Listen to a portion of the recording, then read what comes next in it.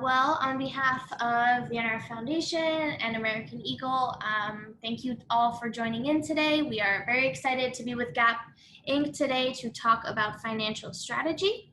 As a reminder, just if you have questions, please put them in the Q&A feature at the bottom of your screen. And with that, I will pass it over to the Gap team. All right, thanks, Analea. Hi, everyone. We're very excited to be with you today. My name's Elizabeth McNulty, and I'm going to be moderating our panel today. And we have three really awesome women who are going to be joining and talking about their career path and how they've ended up where they are. And they all have very unique stories. So excited to have them join us. So what we're going to be talking about today is really how do we drive financial strategy at Gap Inc. And we're first going to just go over very, very high level of the different types of career path buckets, I guess you can say, in the finance planning sphere. Because a lot of students, when they think finance, or they think about a career and how would they apply like an accounting major or a finance major, for example, they only think of FP&A or audit. And there's a lot of really awesome ways you can still play in the financial arena without going down those specific paths. So we'll talk about those. The majority of the time, it will be a panel with some of our leaders. They are from across our different brands and Gap Inc. itself. And so I'm hoping that you can learn a little bit more from them. We have some questions prepared, but if you have any questions as you're listening to them speak, please feel free to submit them through the Q&A and we'll try to get to as many as we can. All right, so very high level at Gap Inc., we kind of have three main buckets of financial or planning careers. We have our general finance bucket, which is within itself has a lot of different paths you can go down, but there's FP&A roles, there's real estate finance roles, which you'll learn a little bit more about from Alyssa, who is one of our leaders. And there's also teams that work on our global budgets and forecasts, and there's also investor relation roles, among others. We also have what we call company planning, which is brand specific financial roles that really take more of a tops down approach when looking at our merchandise financials and really making sure that we are delivering upon our brand obligations from a financial point of view. And then we also have inventory management, which we like to say is a little bit more of a bottoms up approach. Inventory management is merchandise planning, where going down to the granular details of the assortment, making sure that we're setting plans, setting financial plans and buying the appropriate amount of inventory to achieve those financial goals. So all of these functions really work together in order for us to drive our business forward. And each of our leaders will share a little bit more and give you a little bit more color behind these in just a moment. But today, who we have with us, we have Casey Bradley, who's a Senior Director of Inventory Management at Old Navy. We have Vanessa Gay, who's a Senior Director of Finance at Banana Republic. And then we also have Alyssa Scaduto, who is the Director of Real Estate Finance for Gap Inc. Within Gap Inc., we have roles that are specifically tied to a particular brand, like Casey and Vanessa, where they specifically work for Old Navy or specifically work for Banana Republic. And then we also have other roles, which we call shared services roles, that are more of an Inc. role, like what Alyssa has, that's encompassing all brands and looks at all brands. So we have different types of roles depending on the business needs. So what we're going to do now is we are going to dive into some fun Q&A and really want to allow our leaders some time to chat and for you to get to learn a little bit more about them and their career paths. So to kick us off, I would love if our panelists could introduce themselves. So where'd you go to school? What's your career path and what your current role is? So Casey, if you could kick us off, that would be great. Sure. So hi, everyone. I'm Casey. I started with the company fresh out of school. So I went to Stanford and I double majored in economics and psychology and kind of didn't know if I was going to use left brain, right brain. I ended up using both all the time, but came in actually through college recruiting for Gap. And I've spent my entire career in merchandise planning and allocation functions. And we'll tell you a little bit more about what that is exactly later. But my first 10 years with Gap, I actually was in the outlet businesses, and I rotated through all of those different brands and pretty much every division that you can think of. So I've done adult, baby, kids, all of it, accessories. And then my last sort of 3 years with the company, I moved over to Banana Republic Specialty and was overseeing the women's and petites and non-apparel industry. So very similar role to what I'm doing today at Old Navy. I'm back in women's. I'm overseeing about half of that business there, really on the woven side of the house. So denim, woven tops, bottoms, outerwear. I'm a boomerang, just to say. So I was with the company for about 13 years. I left and relocated to Los Angeles and came back to Old Navy about 2 years ago. So happy to be back. And yeah, that's my story so far. Awesome, thank you. We like to use that term boomerang because we have a lot of people who go out and learn something new, try new paths, but a lot of them always come on back because they love always Gap. back. Awesome, thanks, Casey. All right, Vanessa, how about you? Hey everybody, so my name is Vanessa Gay and I'm the Senior Director of Banana Republic Financial Planning and Analysis. We call that FP&A for short, and Field Finance as well. Additionally, I'm the head of Gap Inc. Strategic Alliances Finance, which includes all of our franchise and licensing businesses for all the brands. Between those two different hats, I manage a team of about 14 folks. So I graduated from a teeny tiny liberal arts school called Pacific Union College with a BBA with an emphasis in finance. My first few years out of school were in the financial services sector, working for a boutique wealth management firm. Not a good fit for me. It was a pretty small company, and I knew that I wanted to be somewhere that was a little larger, a little more established, where I could really build and grow in a career. So about 12 years ago, I came to Gap Inc. and I've been here for all that time across multiple brands and roles within finance. I started out as a staff analyst and navigated my way from traditional finance and made various moves up and over to more specialized strategic finance. And now I'm leading FP&A for Banana Republic, financial planning and analysis, as well as strategic alliances for all brands.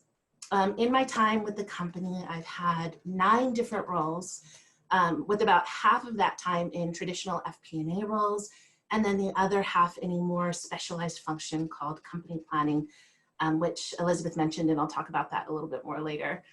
All of my roles have been within brands, but there's also a really diverse world of centralized finance roles with functions that can touch multiple brands. So I'm excited to be here with you guys today.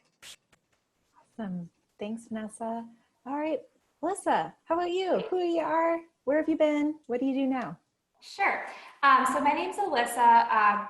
Currently, I am a director on our real estate finance team, and specifically, I oversee our real estate strategy team, which is a small umbrella under that function. I have a team of 4 underneath me, made up of both managers and senior analysts. I went to school for accounting, actually. I graduated from Wake Forest University in North Carolina with my bachelor's in accounting, and then went on and got my master's. I started my career at Ernst & Young doing audit, so very traditional finance path. And then about 2 years in, I transitioned actually to Kate Spade. So that was my first retailer that I worked for in more of a traditional FP&A role, financial planning and analysis, as Vanessa mentioned, and we'll tell you more about that. And I spent a couple of years there, really enjoyed it. Then my husband and I moved out to San Francisco, and that's when I started with Gap. So I've been in real estate finance now for the past 5 years, and I've worn many different hats throughout our team. I started as a deal analyst at the senior analyst level, and then moved up to oversee our market planning process, which I can share more about a bit later, and now lead up our real estate strategy team. That's a little bit about me. Great, thank you. And to just continue to build off of that, now let's talk a little bit more about like what these different functions are or roles that they do. So like Alyssa, you just mentioned off a couple different roles and hats that you've worn and have been able to drive financial strategy through. Can you please explain some types of roles that are within like finance or real estate finance in particular? Yeah, sure. So real estate finance, the key goal of that function is to really, it's portfolio management for our fleet of stores. So what we do is we manage all lease actions, so lease renewals, option renewals, as well as any capital activity for our stores. So that could mean store remodels, new store investments, repositions, all of that comes through our team. And we provide both really the quantitative analysis in terms of looking at underlying financial statements for example, for a new store opening, but also qualitative analysis. So it's a great role in the fact that it merges finance with strategy. So when we're evaluating, let's say, a new Old Navy store, we're not only looking at, our profit and loss statements, our return on investment that store is going to drive from a financial perspective, but we're also looking at, is this the right center? Is this the right market? Who are our co-tenants? Is this an Old Navy customer, the demographics right? And we're working with our cross-functional partners in real estate to make those strategic decisions. So that's one of the things that I've enjoyed about real estate finance the most. It's what's kept me here for 5 years. I just love that blend of finance and strategy. But within our team, there's a lot of different roles. We have 4 main categories that roll up into real estate finance. So we have our capital and reporting team that's responsible for balancing and managing our capital budgets, which is basically the amount of money that we're allowed to reinvest in our stores. We have our deal team, which are really the analysts putting together those financial statements and that analysis for our specific store locations as we look to analyze different new stores or lease renewals throughout the year. We have our construction estimating team, and these are very specific niche team that actually works directly with our architecture and engineering partners who design our stores, and they tell us exactly how much that store is going to cost. And so that's a very unique function within our team. And then lastly, we have the real estate strategy team, which I lead, and our main role is to determine what types of stores that we want to source for all of our brands. And that's from a new store perspective, but also from a remodel perspective, we help drive our remodel program and decide which types of stores we want to reinvest in and work cross-functionally to determine how we want to reinvest in them. So that's a little bit about real estate finance. I know I was supposed to speak on field finance as well.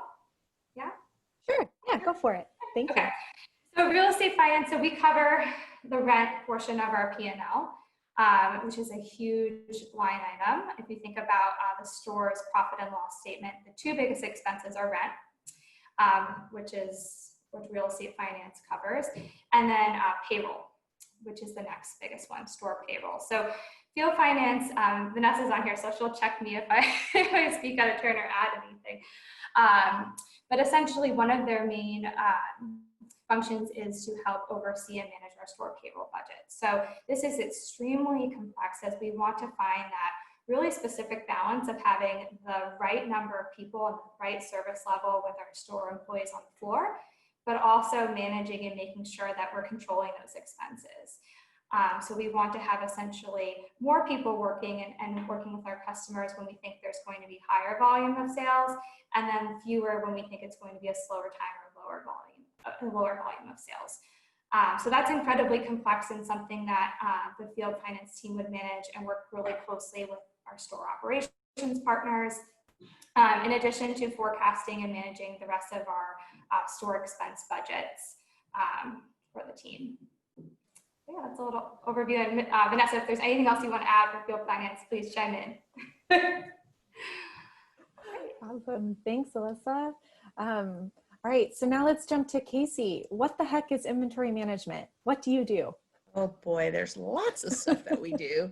But ultimately, our job is to take, from Beth's earlier slide, the company or brand level forecasts, and make sure that we have a line of product that can actually deliver those numbers. So it's about making sure we can hit our targets with whatever we've assorted and we claim to love and we believe is going to deliver those numbers. So at the end of the day, our goal is to make sure both from a preseason, meaning before it gets to the store, and then also in season once it lands there, that we're really maximizing and getting every dollar of profit, we call gross margin, out of every unit that we sell. So my team on the merchandise planning side would be responsible for literally taking every single color down to the size level that you see in a store and putting a sales plan behind it. And we use a combination of history, but honestly, in today's world, it's much more relevant to look at current trend to understand where do we feel like we have opportunities in the business to drive additional sales, and where are some places that we might still want to offer, but it's not our main priority or focus. So we'll get through planning an entire season, and there's another half of inventory management. That's the allocation team, also sometimes known as the distribution team. And they're making sure for every single unit that my team buys, that they are actually creating the correct number of sizes. So we're making sure we're servicing customers depending on where they live in the right size model. And then also making sure that when we're sending those orders to the vendors, that we're able to pack them in boxes in the most efficient way, so that when it gets to the stores, they can literally, for the most part, just grab the box and put it out on the floor straight away. So we plan all of the styles preseason, and then we're sort of in this holding pattern, but in that time while we're waiting for the product to arrive, we're learning a lot about the business. So we are reforecasting sales in season in a process called open to buy. And we usually sync up with finance as it goes through different iterations to make sure that what we're seeing, again, from a product level, really ties back to what the brand is needing us to deliver from a total company level forecast as well. And so we have lots of good push and pull conversations to make sure we're moving through inventory quickly enough, but again, in a way that's going to maximize margin. And then once the product actually lands in the stores, my team works again with allocation really closely to control the pricing. So every time you go into a store and you see something on 50% off, or it's hard marked, we call it a markdown to $2.99, that's all of our team's decisions, again, to try and maximize our profit and make sure we're moving through things that are liable and that have to go away at the end of certain seasons. And our allocation team is super, super critical because they're sort of the last step before that product gets to the field to make sure that they're sending it to the right stores to begin with. If we send, and we've done it before, a ton of heavyweight puffer jackets to Florida, well, guess what? They're going to sit there probably for a year because that is not the product that she's looking for. So lots of partnership just to manage the product pretty much all the way through the life cycle. So that's the high level on what we do. Awesome. Thanks, Casey. All right. And now we have Vanessa. So you currently right now are in FP&A. You've also had roles in company planning like you talked about. Can you share a little bit more about like what exactly is company planning? And then if there's anything else you want to add on that Alyssa didn't cover with the big catch-all that is finance. That would be great. Totally. Yeah, no, Alyssa, you did a great job. I would just add one really interesting aspect of field finance right now before I jump into company planning, which is, as you can imagine, all of the work around health and safety of our stores, cleaning of our stores, health and safety of our product, of our customers, to make sure that we can continue to deliver and meet our customers' needs in a really careful, clean, and healthy way right now. So anyway, so on company planning. So company planning is a really unique and challenging world within brand finance, focusing on total brand sales, gross margin or profit, and inventory planning from a forecasting, budget, long-range plan perspective. In company planning, you're responsible for delivering on the sales and margin financial commitments made to our company CFO and our shareholders by translating those goals into actionable targets. So company planning sits on the brand finance team, but works really closely with inventory management. So the company planning world and Casey's world are total BFFs. Also marketing, production, strategy, various other functions within the business to turn those total brand sales and margin goals into actionable short, mid, and long-term strategies. Some of the things that we're focused on are super similar to inventory management, but from a really high level, 50,000 foot tops down level. From a day in the life perspective, you might be working on next year's inventory buy goals or analyzing a flash of midday email of today's results as of 2 p.m. in order to make a quick change for the weekend's commercial plan, or even something super interesting like studying the trends of what happens to our sales during a presidential election day in order to accurately forecast anticipated volume for this upcoming November. Success in company planning roles really takes being just exceptional at storytelling and influencing. You're working so closely with other teams that own the actual buy, or they own the actual price change, or they own the actual marketing directive. You don't actually get to, pull a button and make a change to a price or send out a new email message. But you're working with those teams, and your job is to craft a narrative that ultimately influences their decision making. Within company planning, we've got roles that focus on stores specifically. We've got roles that focus on our e-commerce or online business, roles that are both North America roles versus international roles. And then there is one more kind of niche component in there called marketing effectiveness. And that team really works super closely with the marketing team and the promotions team to analyze the different narratives or offers that are going out to our customer and understand, are we making a really good return on investment for spending those marketing dollars? Is the message that we're sending to the customer having the impact that we're looking for? Lovely, thank you. One thing, as all of you were talking, it made me think about how in your roles, but also when we're hiring like entry-level people within these functions, the reason why we're hiring young talent is because we want them to be able to share and influence and state their opinion. I always say, if you ever feel like you're just giving a book report, you're ever just reading numbers off a page, you're not doing your job. And that's also why we have jobs and computers have not been able to take them over. So I love how you all talked about how you were like taking the numbers, but what are you doing to influence and to drive that strategy? And that's something that you all do in director and senior director roles, but it's also something that's super essential at an analyst level, for example. Okay, so now I want to dive into a couple more like specific topics. And we'll start with Alyssa.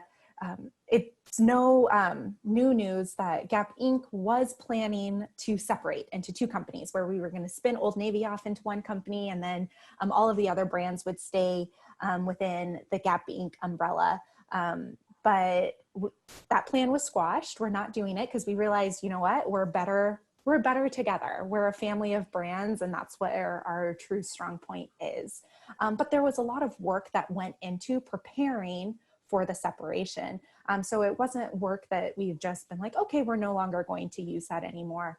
Alyssa, can you talk about some of the like findings your team had when we were preparing for separation, and how you're then using that to make us stronger as one Gap Inc. entity? Yeah, for sure. So when we got news of the Old Navy spin, we got a call from Sonia and Katrina, who were leading Old Navy at the time. Now they're our CEO and CFO of all of Gap Inc. But they called us and they asked, we have a little over 1,000 stores right now for Old Navy. How big could our fleet be? How big could we grow? We really want to put together a strong story for investors. We want to be able to maximize the potential value of this company. And stores are a huge component of that. And so we would love you to think, beyond the confines of what we've done today and create a really aggressive growth strategy for us for Old Navy. So what my team did with that was we really looked at two things. So one, we looked externally at our competitors to figure out where they had locations that Old Navy didn't. And then we also wanted to take an internal lens as well to figure out, okay, maybe we don't have all the locations that they have, but where do we have locations where we perform really well? So what we were able to do was then hone in on our small and micro markets as a really large opportunity for growth. And so what we found is when we looked at our named competitors, TJ Maxx, Ross, Marshalls, Walmart, we expanded our competitor set to look at Walmart. They hadn't been a huge, a leading competitor that we looked at in the past, at least for Old Navy, to benchmark real estate growth. And what we found was they were a large, almost over 1,000 locations in small and micro markets where Old Navy was not, that these competitors were. And not only were we finding one competitor, we were finding multiple. And then what we did was we took a deeper dive into our existing fleet, and we did find we had a small subset of these stores in these smaller markets, and they were performing quite well. So we were able to overall come up with a path to double our store fleet, double our store fleet with about 75 stores per year opening to bring us there. So it was very aggressive compared to what we had looked at in the past, and it became a key component in our growth story for Old Navy in both Investor Day and in the media as well. When we look at post-separation, it's still our strategy. The catalyst was really the spinoff for us to do the work, but we're still looking to pursue the strategy. And then it's also opened up, the process that we went through in terms of the competitor benchmarking, the internal review of our fleet. We've used that across our brands now. We've used it for Athleta to help expand our growth opportunities for that brand, which are very robust as well. And then we've also used similar lenses to take a look at our more mature fleets for Gap and Banana to figure out where we have success and we want to keep our stores, and where we might want to, we can shed some of the stores in our fleet as well. So great learnings. It was a fantastic opportunity, but it's always fantastic when we can apply those learnings to other brands. And I think that's, honestly, one of the key things that's great about a corporate role, a centralized finance role, is that you get to work on all of our brands. And you may be using similar techniques or similar work streams, but each brand is in a different stage of its life cycle. It's a unique brand, it's a unique business. And so applying those learnings and tweaking them to meet the needs of those businesses is a great challenge every day. So, yeah. Awesome, thank you. And I love it also, retail is going through so much change. Yes. There's like, I think that's the only constant everyone can agree on, is that change will happen, is happening, is always going to happen. But also at the same time that stores aren't dead. It's just making sure that we have stores where our customers shop. Yes. And where they're moving and where they live. So it's a real exciting time to reimagine and rethink about what that looks like and how we can best service our customer in real life, but also digitally as well. Yeah, and that's a really great point. Stores are definitely not dead. I think they're extremely important, but the fact of the matter is, in the country, we have too many retail outlets with so it's just really having to be smart and really strategic in deciding which stores do we need and which stores can we do without, and finding that perfect balance, which makes our jobs even more complex and even more interesting.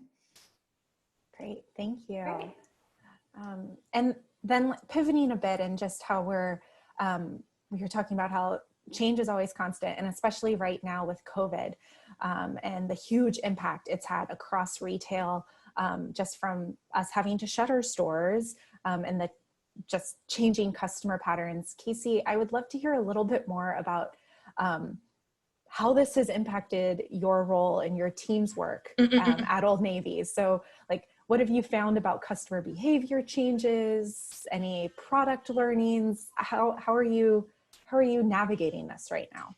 Yeah, no, it's a great question. I think one of the biggest things that's happening right now is the customer was already moving to online. Doesn't mean stores were dead, but we were already seeing the shift. So we knew a year ago, pretty much, I think it was like over 80% of our traffic comes through the phone before they actually come and sit in the store and see what's going on. So we were already starting to slowly make the shift. You see my 4-year-old hopping in here, to an omni mindset, but we really had to accelerate that with COVID.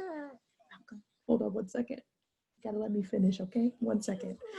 And so with that omni mindset has come a lot of new challenges, because the reality is we actually operate as two different teams. So the retail channel plans for stores, does all of that work, pricing, everything I talked about for that channel. And then you have an online channel that actually does that separate thing for online. And so what we've had to do is really come together and say, even though we operate as two sort of different groups, how do we actually bring our work together to make it successful? So it's not just my pool of inventory for the stores. I don't care where the customer's shopping. She wants it online. She wants it through what we call BOPIS, buy online, pick up in store. However we service her, we want to make sure that we're maximizing. So a lot of change and increased partnership on how we work together to really make that come to life. We're seeing more and more customers shift to online, but to the point, the situation is very, very fluid with COVID. So as recently as last week, as we're seeing spikes in cases, we're seeing the customer actually back away from some of our store shopping options and rev even harder back into online. And so we're working together again to just figure out how do we serve her wherever she feels most comfortable doing the shopping from us. The other really big shift that we're seeing is the categories that she wants to buy. So where right now I would have said jeans and structured pants, a lot of my categories would be killing it right now. It's kind of completely the opposite. Everything is all about comfort and convenience. So we're seeing active, or even things we're calling the inactive lifestyle, not as busy. And knits, anything cozy and comfortable that really kind of give that sense of safety is the categories that she's going after. And so we've used our flexible inventory levers to say, you know what, we were going to spend, I'm making this up, $10 million on denim. Actually, we're not going to do that. We're going to dump that all into fleece bottoms, because that is what she is demanding of us right now. So it's been a very fast shift, definitely having to sort of leave the old ways behind us. But it's been great, I think, even from a learning experience for our teams, to understand how to look at the business, not just from your own stores or online perspective, but how to look at it truly what we call omni, and all together to understand the opportunities. And there's a lot of change in the retail landscape right now. And I think there are opportunities still, even in this volatile environment, to really steal market share. And so we're looking at, okay, if there is a new category, mask is a great example, antibacterial, how do we get in there and show our customer that we're able to offer it, and we want her to make us her first stop for that. So lots of change, very, very fast. We went from cutting millions of units to chasing millions of units. Better to be on the chasing side, but all really good learnings for me and the team. Awesome, thank you. Yeah. Okay, let's jump to Vanessa. So you've taken on new sub role, or more has come under your purview recently. Can you please talk about some of these new opportunities that you're overseeing for Gap Inc. and how are you helping build those out and helping to drive those strategies? Yeah, thank you. So gosh, it's been about 6 weeks now that I've added responsibility for our strategic alliances business, which includes our franchising and licensing businesses. So just to give a little bit of background, we have almost 600 franchise stores in over 30 countries, focused on countries where we don't have a wholly owned business. So additionally, the executive that oversees our franchise business also owns licensing, which we're super excited about. Maybe some of you have even seen the recent press release about the partnership between Gap Inc. and IMG. It's a multi-year partnership to focus on a really highly selective collaboration that extends Gap, Banana Republic, Jamie and Jack across new markets, categories, and channels of distribution. Through this partnership, we might explore some things like baby equipment and baby care, home decor and textiles, furniture, so lots of really exciting stuff. Our role in finance then is to help vet these opportunities from a financial perspective, really ensure that we have financial oversight and control as appropriate, and then provide a revenue and earnings point of view on what this partnership might be worth to the company. But like I said, we're super excited about it. So hopefully we'll see some of those products start launching soon. Awesome, great, thank you. So we've just gone over some key initiatives and strategies that these leaders are helping drive. Let's now pivot and talk a little bit more about how you got to where you are and building your career, because a lot of the students on the line are mostly undergrad. There are also some postgrads, but just what the heck do you do post-college? How do you get your feet wet? How do you build that career? So I would love to hear and I'll just open it up to whoever wants to share first. If you have a memory of a project or experience that you would consider a highlight. You're like, oh my gosh, this is awesome. And it is something that you weren't necessarily expecting, but it fell in your lap and you were able to run with it. Any fond memories you'd like to share? Sure, I can start. This was when I was a manager in planning for Banana Republic factory stores. And the Petites business was still pretty much all dominated by Ann Taylor. And so we only had it in, I think, maybe 6 or 8 stores. It was a super small offering. And our brand president at the time said, we actually want to take this to our full fleet, which at that time was about 110 stores. So just go make it happen. It's like, whoa, okay. Well, thank you for that blank checkbook, hopefully.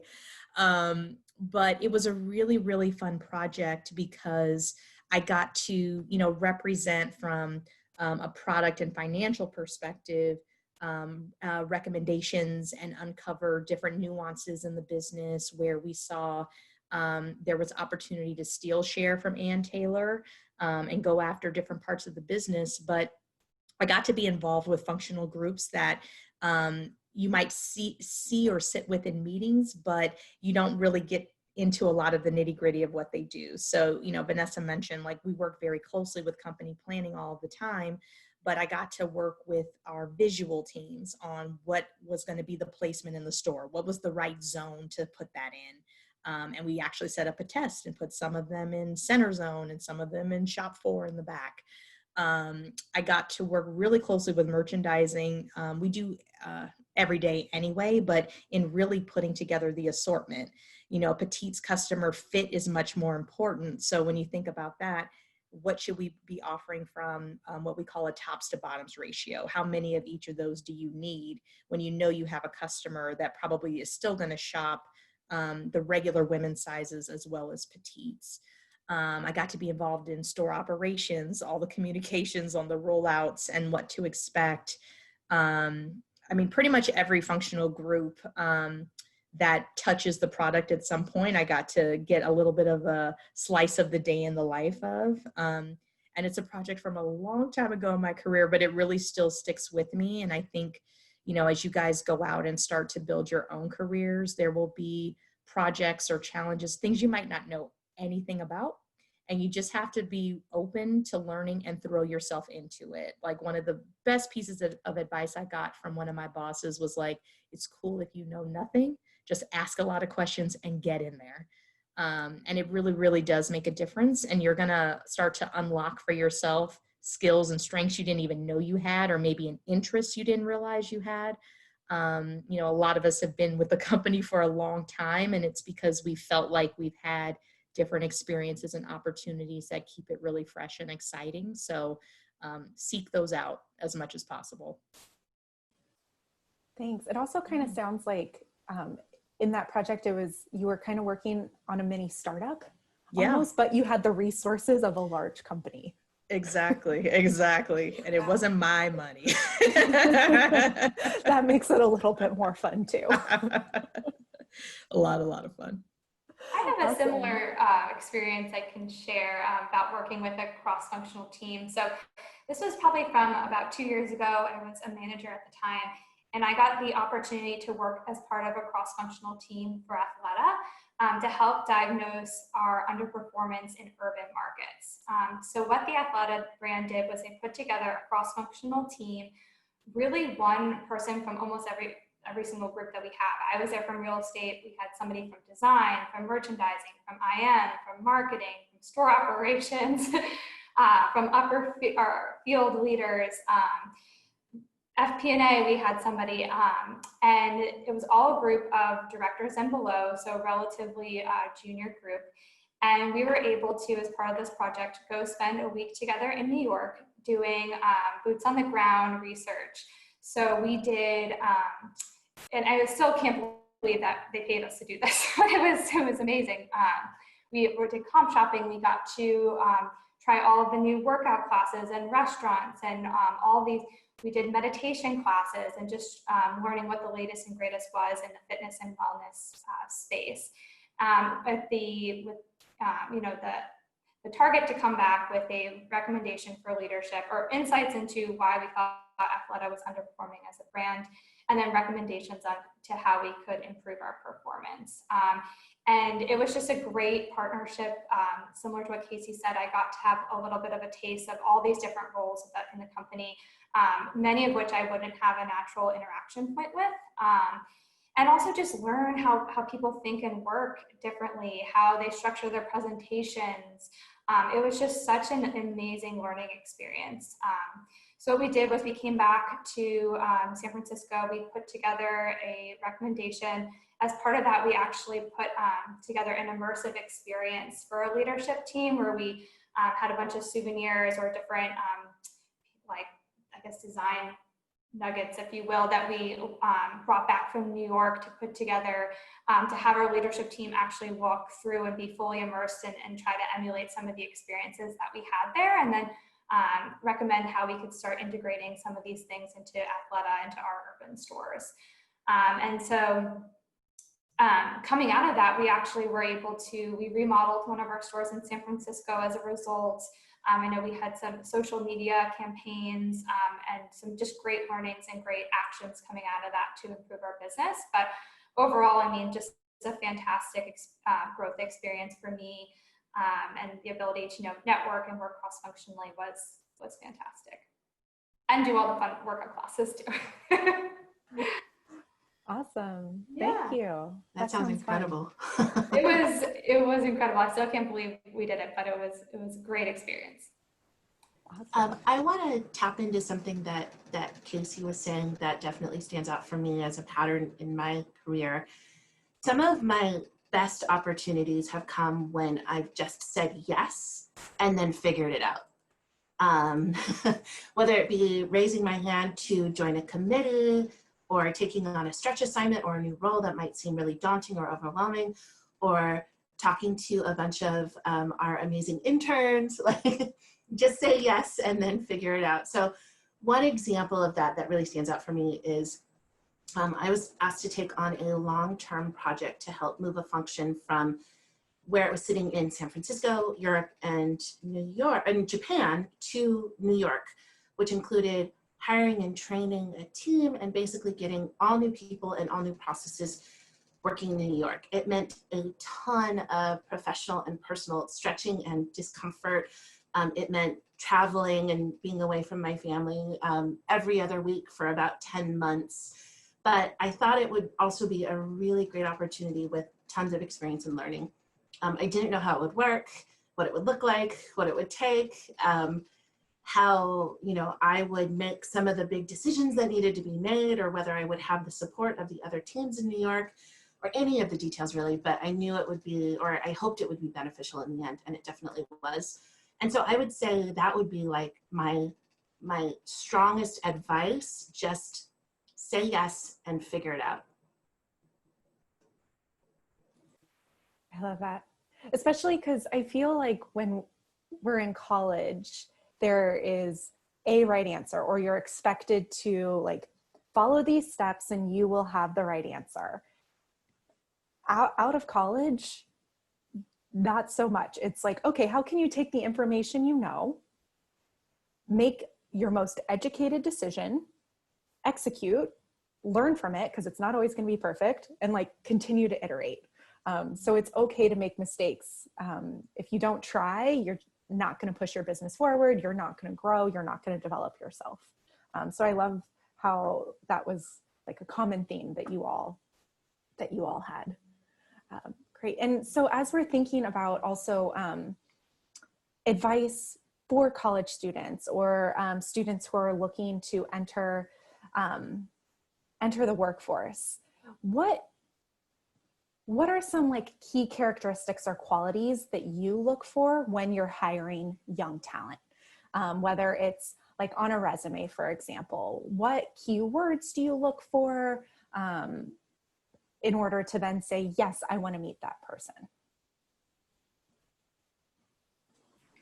Yeah, I would say for me, it's on this resume specifically, it's always helpful to know the so what, if that makes sense, or what result was driven. So sometimes it's really easy on a resume to just say, oh, I did this. Okay, but so what? What was the result? So I would encourage you from a resume perspective to really include what that ultimate outcome was.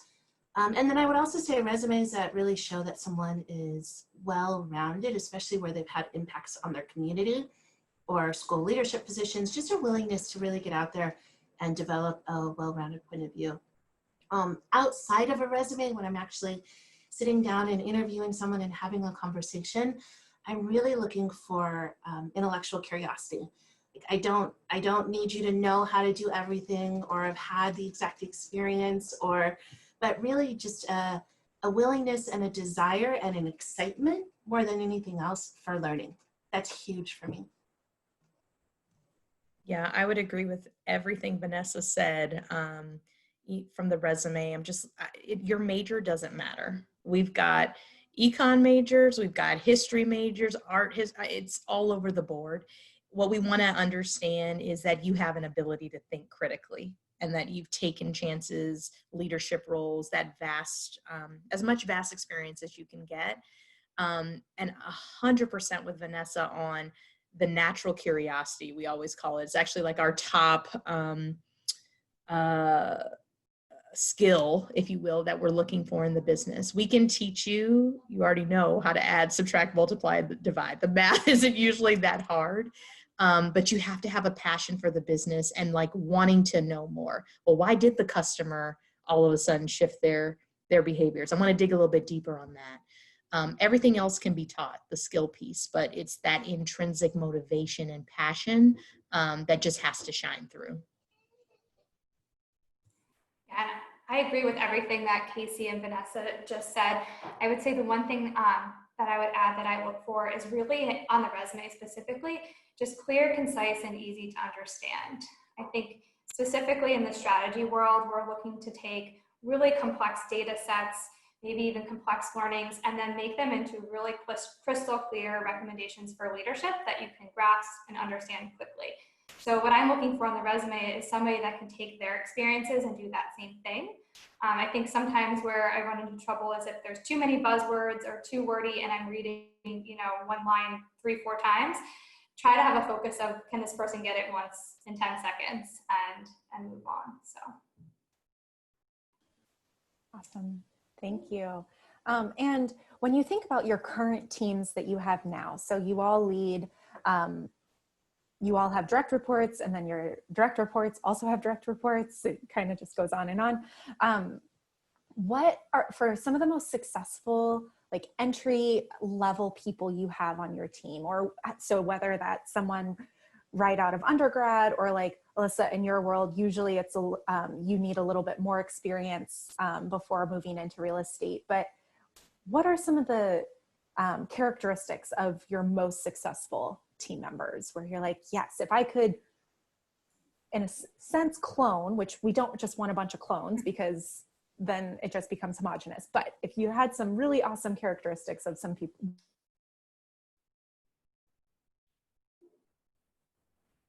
For sure. So on my team, I would say, it's really the analytical skills, resourcefulness. I think this all plays into the intellectual curiosity and all that we just mentioned. But someone that's really they're not just going to recite the numbers on the page. They're going to interpret them. They're going to make a recommendation.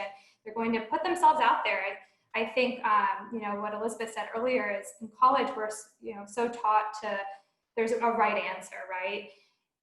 In the workplace, there is no right answer. There could be many right answers. And so really someone that's willing to put thought in, put themselves out there, make a recommendation, and think strategically and analytically. I think those are, where we've seen the most success on our team. Yeah, I would say it's very, very similar for mine. To the point, the natural curiosity kind of plays into a lot of that. It's also always having a point of view, whether you think it's super right or super wrong, it doesn't matter. If you have something that you can share and defend, that's what people want to know, especially when you're so new to the business. What's amazing about that is you bring a fresh perspective. A lot of us have been in the business for so long, and you kind of get entrenched in the ways of doing things. And so when you have someone who's like, I'm a customer, I have no attachments to any of this, and I'm telling you, I think we might want to relook at XYZ, because I know from my own experience or my friends or family, this could be off. It's so, so important to jump in and share that. And the last thing, just building off of what Elisa shared, there is so much ambiguity in what we do. There's no right answer. We can all look at the same data. Vanessa, Elisa, and I will all come to different conclusions about it. And you have to be okay living in the gray. I think folks who are always looking for like the black and white, this is the answer, that's so, so rare in this business. And even something that was right last week is not going to be right 2 weeks from now, because the customer and the business is evolving so fast. So absolutely, folks who are okay flexing, living in the gray, as we say, dealing with the ambiguity, tend to be the most successful.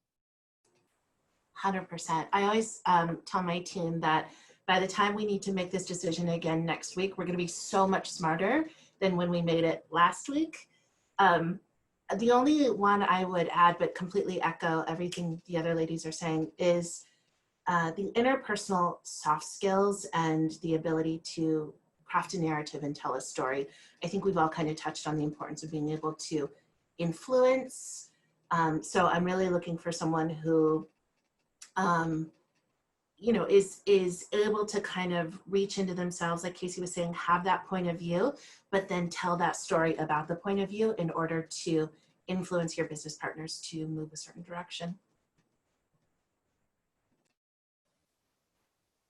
Great, thank you. And I apologize, by the beauties of technology, I fell off. Okay, so I think we have a couple questions that we can field from the group. One being, as women in leadership roles, do you feel your roles allow you to have flexibility or have time with your families and have time to relax? I know, like me personally, similar to what we just saw with Casey's beautiful little boy, I appreciate with Gap that They you make their that we have, appearances. yeah, but I feel like our culture is just very understanding and loving in general, where like families happen and we want to make sure that we spend time with our families. But for you, leading teams, being responsible for multi-million-dollar businesses is pretty awesome. But how do you then also balance that with your personal life, work-life balance? Yeah, I mean, I guess I do feel I have work-life balance. I know that looks different for everyone, and it shifted a lot, honestly, in the COVID world. Has been a little bit harder to maintain. It's easier when you leave the office and you're like, I'm shutting it off, versus now the laptop, oh, it's just right upstairs. Let me go check on a few things. But what I've done and what I've found has helped me is just to set very clear boundaries. And I think when you're upfront with people about your priorities, my priority is my family. I work to live. I don't live to work. It makes all of that much, much easier. I have my little 4-year-old guy that popped in. I have tons of team members who have kids, who have pets, who have significant others. It doesn't matter what it is. You just have to be okay to, set those boundaries and also work with your manager to say, hey, this is kind of what I need to do today and flex. And to Beth's point, I feel like our culture is one that tends to be very open, understanding, and accepting. So it's just about having the conversation.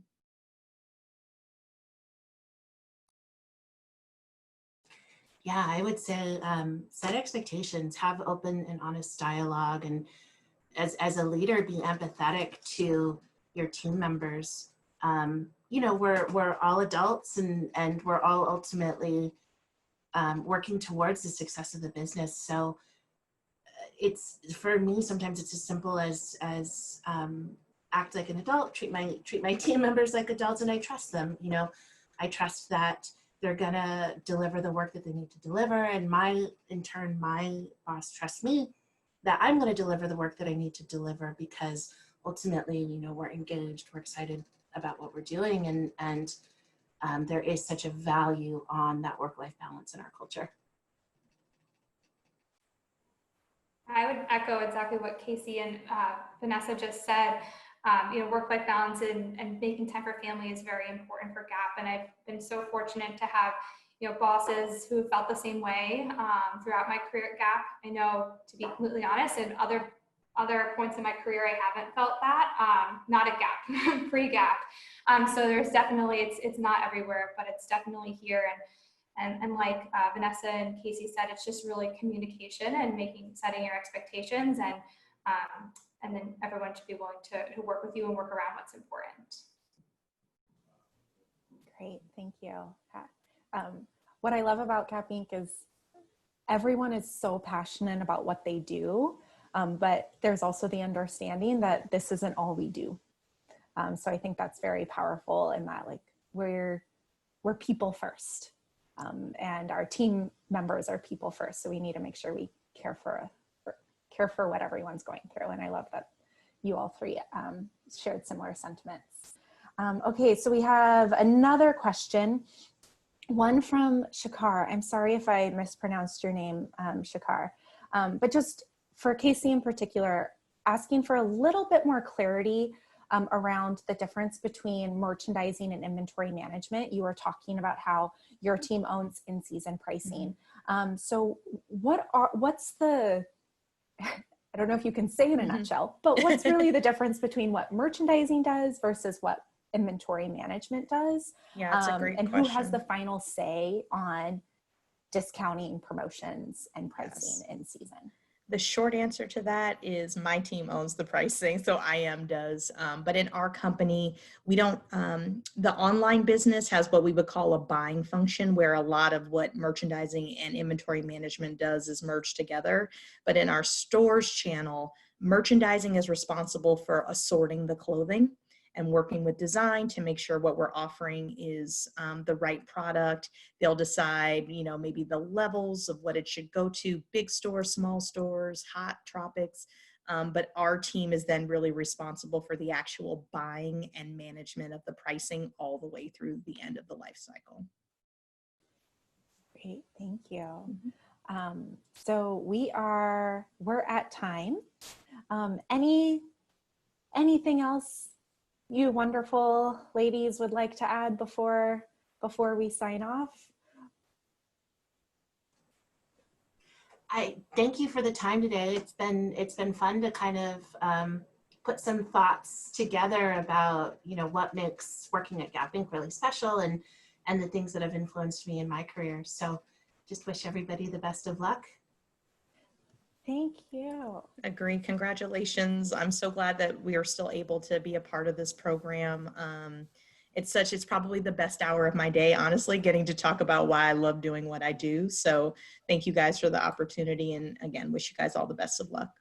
Yeah, agreed. Thank you so much. This has been really fun. And I agreed that, taking the time to put in the thought and reflect on, my career path and where I've been since graduation has been a good experience. And I know these are crazy times that we are living in. And again, best of luck to all of you. I'm sure everything will work out, and I'm sure there'll be surprises along the way. So best of luck, and I know you'll accomplish great things. Great, thank you. And what I did for all of you students on the line, I popped my email address into the chat of the webinar. So please feel free if you think of any questions for any of these leaders, or for even if it's someone not on the call, I will find someone who can help answer a question you have, or if you would like to connect a little bit more. So please feel free to reach out to me. That's my work email address. And hope you all have a wonderful rest of your day, and happy 4th from Gap Inc.